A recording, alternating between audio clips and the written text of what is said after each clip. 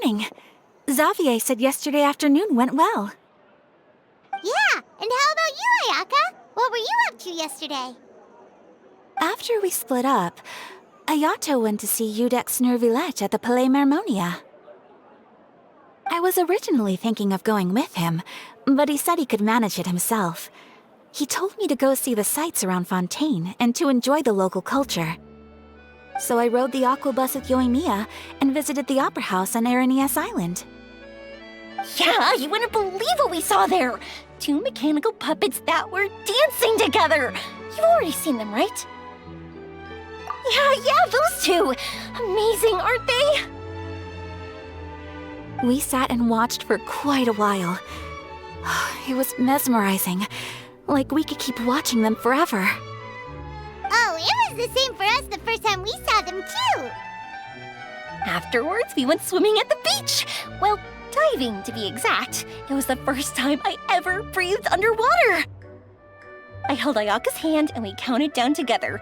3, 2, 1, and then splash! We were beneath the waves.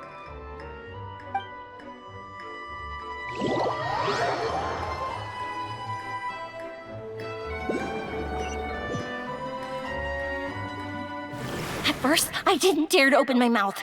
But once I couldn't hold my breath any longer, I decided to take a big breath in. Turns out the water wasn't as salty as I imagined. It didn't really taste like anything at all. Before I knew it, I was breathing like normal down there. It was an amazing feeling. Ayaka said I was too nervous and needed to loosen my grip. She got used to everything way faster than I did. I knew that the Traveler could do it, so I had no doubt we could do it too.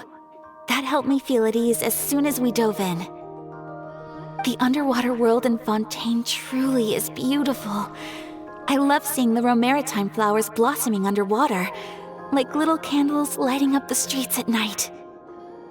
Yeah, and there were so many creatures that we've never seen in Inazuma. Like those fish that shimmer like a sword blade. Whoosh! Oh, and those big fish that call when they see people. Ooh. Oh, you mean Hunter's Rays and Blubber Beasts! I just love the name Blubber Beast. Just wait till Pops and the others hear about this. They probably won't believe a word I say.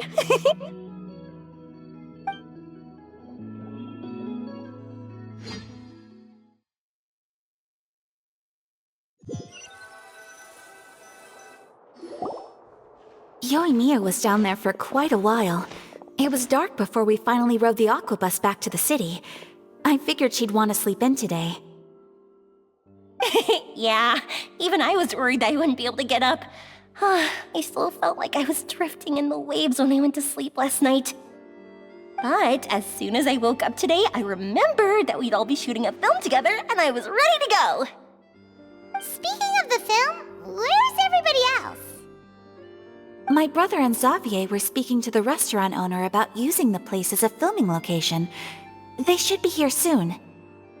As for the others, We're here.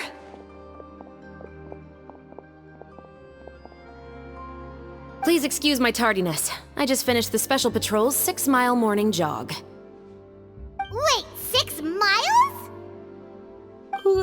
I'm so tired. I heard you all chatting, so I decided to come down. I sure could use some of that endless energy everyone else has. Good morning, everyone. Morning. Can someone fetch me a cup of coffee? More milk, hold the sugar. Sure, I'd be happy to do that for you. No, you can't go anywhere. Please, have a seat over here so I can get started on your makeup. The last thing I want is coffee stains on my costumes. I can get the coffee. It's the perfect job for an assistant.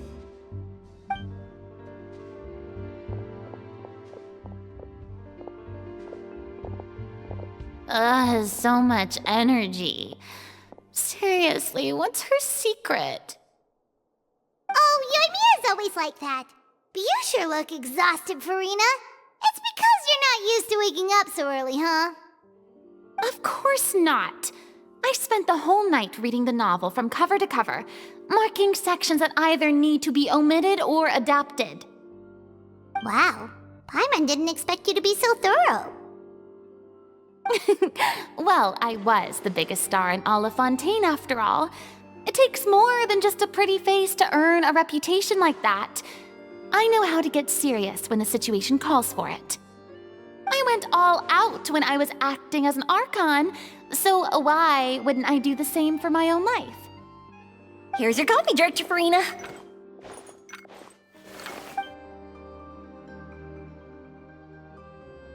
Oh, thank you. The sound of being called director and the aroma of coffee feels almost as refreshing as hearing the birds chirping in the morning.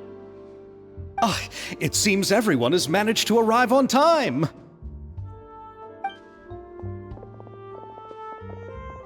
We've reached an agreement with the restaurant owner. We are free to use the second floor to shoot our film. Really? That's great! He is really looking forward to our film and hopes that providing his restaurant as a filming location will attract more customers.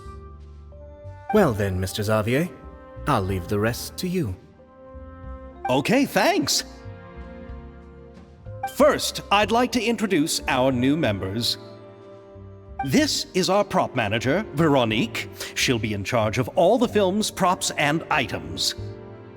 And this is Bonneau, our lighting technician. He'll be in charge of lighting and illumination to set up each scene's atmosphere. Wow, sure feels like we have some real professionals joining the crew now. First of all, please allow me to first express my sincerest gratitude to everyone in the crew. When my investor informed me yesterday that he wouldn't be able to provide the funds, I really thought that this was the nail in the coffin for this film. I had no idea that I'd find so many people willing to help me on such short notice. Thank you. Thank you all from the bottom of my heart. No need to be so cordial, Mr. Xavier. We're all honored to be a part of this. Your works made a profound impression on me when I saw them back in Inazuma. I am sure that someday, this film will be remembered as a prime example of cultural exchange between Fontaine and Inazuma. Yes, the story is the reason I agreed to join. I can't bear to even imagine what this film would look like without the very best director. Anyway, I would like to make a promise to everyone that as the producer of this film, I'll do whatever I can to ensure that everything goes as smoothly as possible. This is not just my film. It also embodies the thoughts and feelings of every person here, as well as the endless effort we are about to pour into it. So, without further ado, The Two Musketeers will officially begin filming now!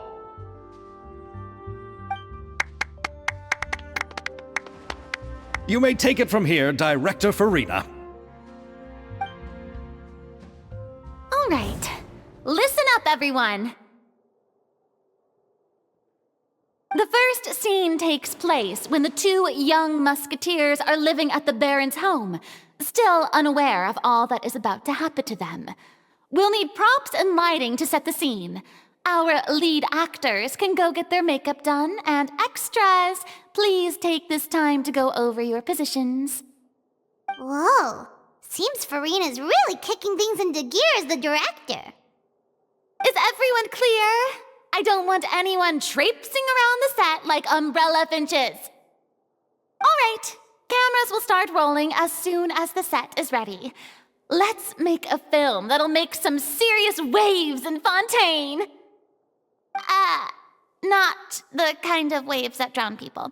I mean, the good kind of waves. Seems like she's still a bit traumatized by that.